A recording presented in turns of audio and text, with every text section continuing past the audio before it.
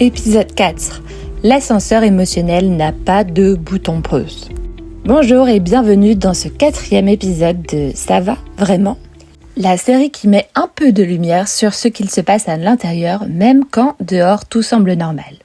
Aujourd'hui, on parle de l'ascenseur émotionnel. Tu sais, ce moment où ton humeur fait l'équivalent d'un grand 8 sans prévenir ? Un compliment, tu touches les étoiles. Une remarque, tu t'écrases 3 étages plus bas. Et pas moyen d'appuyer sur pause. Petite scène, David est chef d'équipe. Il vient de recevoir un retour négatif d'un client. Ce n'est pas dramatique, mais il l'a mal vécu. En réunion, il ne dit rien. Il regarde ailleurs, il s'enferme. Certains pensent qu'il boude. En réalité, il est juste déçu. Et il aurait aimé qu'on reconnaisse tous les efforts faits avant cette erreur. Petit éclairage avec une pincée d'étude. Le psychologue Paul Ekman a montré que les émotions, même très brèves, influencent nos décisions, nos gestes, nos mots. Et parfois, on prend une grosse décision sous l'effet d'une petite blessure. L'intelligence émotionnelle, ici, c'est apprendre à ralentir la montée.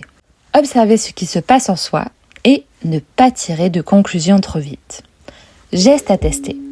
Quand tu sens que ça monte trop vite ou trop fort, essaie la technique des 3 souffles. 1. Tu inspires profondément. 2. Tu expires lentement. Et 3. Tu le refais 2 fois. 3 respirations. Pas pour faire du yoga au travail, mais pour remettre un peu de calme entre ce que tu ressens et ce que tu vas faire. Et si tu vois quelqu'un redescendre d'un coup, tu peux simplement lui dire « T'as l'air secoué, tu veux qu'on en parle un peu plus tard ?» Lui laisser de l'espace, c'est déjà beaucoup.